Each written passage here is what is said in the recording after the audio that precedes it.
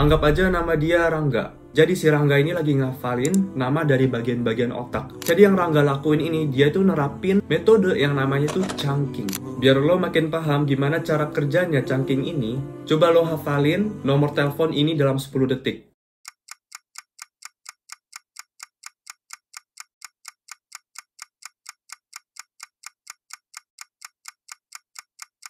Susah kan? Nah, coba sekarang.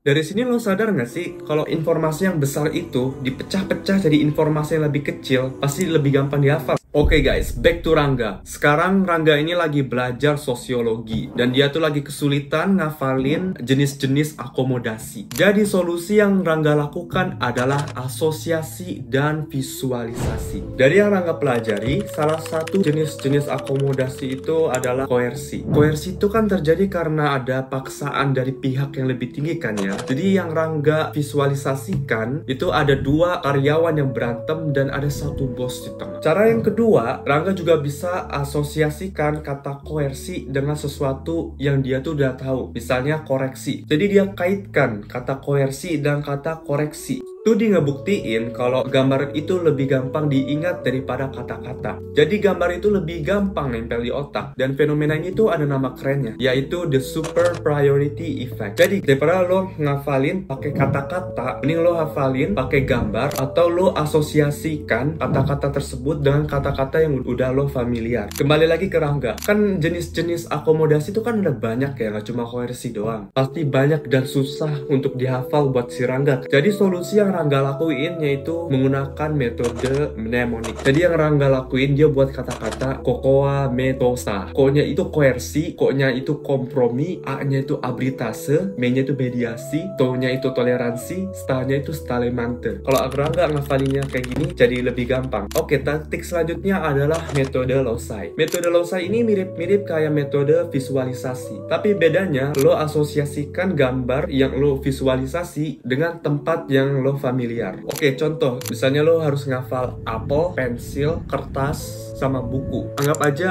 tempat yang dikenal itu rumah lo. Di depan rumah lo ada pohon apel. Lo masuk lagi ke dalam ruang tamu, ada pensil. Lo masuk lagi ke ruang keluarga, bayangin di situ ada buku di atas meja. Dan sekarang lo ada di kamar lo, di meja belajar lo ada kertas. Dan menurut gue pribadi, metode Losai ini cocok banget buat ngafalin sesuatu yang ada siklusnya, kayak siklus hidup, rantai makanan, dan sebagainya. Nah, terkadang materi yang lo pelajarin itu bercabang kan ya. Disinilah lo perlu pakai metode mind mapping. Dan ketika belajar, itu penting banget informasi yang lo pelajarin itu terstruktur. Jadi cara kerja mind mapping ini, lo punya gagasan utama di tengah, terus gagasan itu dipecah lagi jadi gagasan yang lebih kecil, dan dipecah lagi jadi gagasan yang lebih kecil lagi. Dan ada studi yang dilakukan pada tahun 2002, nunjukin mahasiswa kedokteran yang belajar pakai mind map ini bisa ingat apa yang udah dipelajarin 10% lebih baik daripada mahasiswa yang nyatet cuma pakai cara biasa. Oke, sekarang kita lihat gimana Rangga belajar supaya apa yang dia hafal itu tahan lama di otak. Jadi cara Rangga belajar ini dia itu active recall, bukan passive recall. Apa bedanya active recall sama passive recall?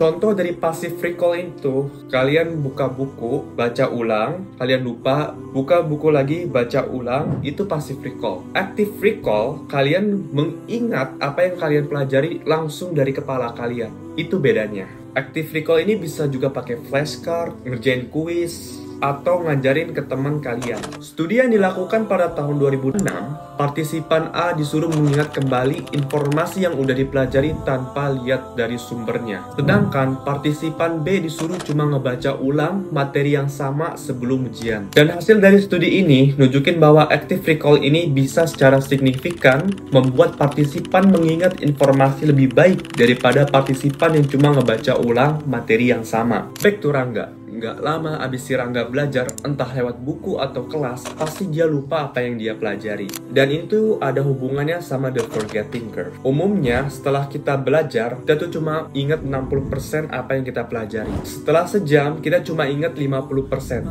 Setelah sehari, kita tuh cuma ingat 33%. Dan setelah seminggu, kita cuma ingat 25% apa yang sudah kita pelajari. Jadi untuk ngatasin masalah ini, Rangga belajar dengan teknik space repetition. Jadi simpelnya yang Rangga lakuin, tiap kali dia ngerasa lupa apa yang dia pelajari, dia ngecek lagi materi yang dia pelajari sebelumnya. Kalau Rangga melakukan ini secara rutin, the forgetting curve-nya itu semakin landai guys. Jadi kesimpulannya, belajar itu bukan seberapa lama, tapi seberapa sering. Jadi daripada kita belajar sebagai persiapan, lebih baik kita belajar sebagai kebiasaan. Terus kapan aja lo bisa terapin metode-metode ini? Menurut gue pribadi, kalau yang dihafal agak panjang, chunking. Kalau yang dihafal nggak panjang tapi banyak, lo bisa visualisasi, asosiasi, atau pakai metode mnemonik. Kalau yang lo hafal itu bersifat berurutan, kayak siklus hidup misalnya, pakai metode losai. Kalau yang lo hafal itu bercabang, pakai metode mind map. Dan gimana caranya biar yang lo hafal itu bisa tahan lama di otak? Jangan lupa active recall sama space repetition. Tapi guys, kalian harus tahu apakah kalian perlu menggunakan metode ini atau tidak. Kalau yang dihafal itu mudah dan gampang banget, lo nggak usah pakai metode-metode yang gua sharing tadi. Kalau yang dihafal itu agak susah, lo bisa pakai metode-metode yang gua sharing tadi. Jadi gini guys, kalau kalian paksain pakai metode ini setiap kali ngafal, itu tidak efisien guys. Jadi kalau yang dihafal itu mudah, lo nggak perlu pakai metode-metode ini. Karena yang ada kalian kebanyakan mikir visualisasinya kayak gimana, kalau pakai mnemonik kata-katanya seperti apa, yang ada malah pusing. Jadi di video ini gue udah sharing 5 metode menghafal dan 2 teknik belajar. Oke, thanks for watching. Jangan lupa subscribe. See you in the next video.